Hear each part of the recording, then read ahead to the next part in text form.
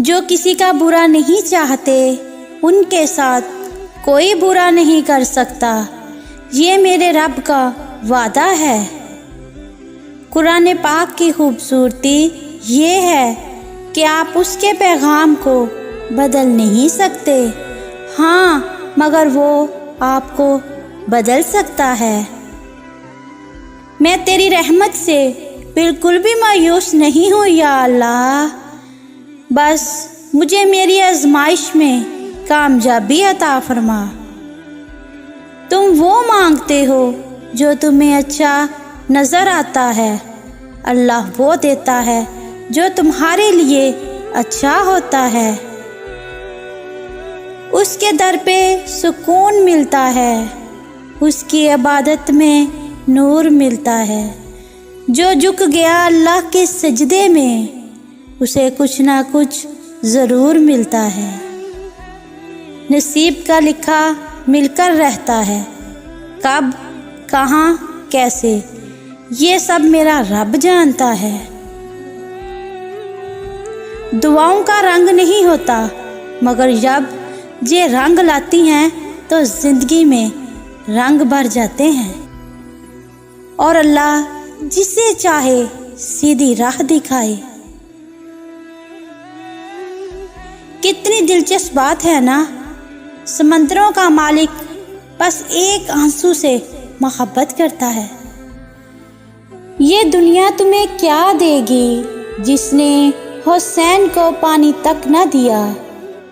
آج کا انسان دولت کو خوش نصیبی سمجھتا ہے، اور یہی اس کی بد نصیبی کا ثبوت ہے۔ بے شک حالات انسان کے ہاتھ میں نہیں، لیکن جس کے ہاتھ میں ہے وہ بہت رحیم اور رحمان ہے۔ آسائشیں خوشیوں کا نعم البدل نہیں ہوتی۔ جو شخص اپنا بید نہیں چھپا سکتا وہ دوسروں کا کیا چھپائے گا۔ وہ کن فرماتا ہے اور چیزیں ہو جاتی ہیں، گمان سے آگے، بیان سے باہر۔ یا خدایا، ابھی تو ایک چھوٹا سا وائرس ہے جس نے دنیا کی سپر پاورز کو بے بس کر دیا۔ میرے رب، تیری برپا ہونے والی قیامت کیسی ہوگی؟ میرے خدایا، ہم پر رحم فرما، بے شک تو رحم کرنے والا ہے۔ اور دنیا کی زندگی دھوکے کے سوا کچھ نہیں۔ جب اللہ کسی کو پسند کرتا ہے تو اس کی پریشانیاں بڑھا دیتا ہے تاکہ اسے اپنے قریب کر سکے۔ میں نے کہا تھک چکی ہوں، جواب آیا خدا کی رحمت سے نا امید نہ ہو۔ مظلوم اور والدین سے بدسلوکی دو ایسے گناہ ہیں جن کی سزا اللہ دنیا میں ہی دے دیتا ہے۔ میں نے مشکل وقت میں صرف اپنے رب کو اپنے ساتھ مخلص پایا۔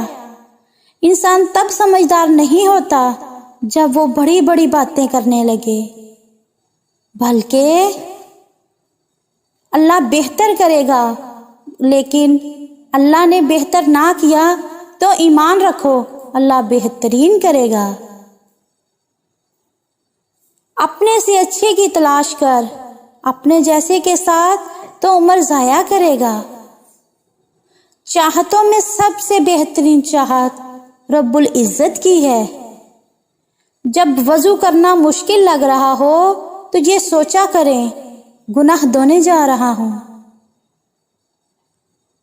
قرآن پاک بار بار کہتا ہے نا امید نہ ہو، کمزور نہ پڑ، غمگین نہ ہو، بے شک تیرا اللہ بہت رحیم و کریم ہے۔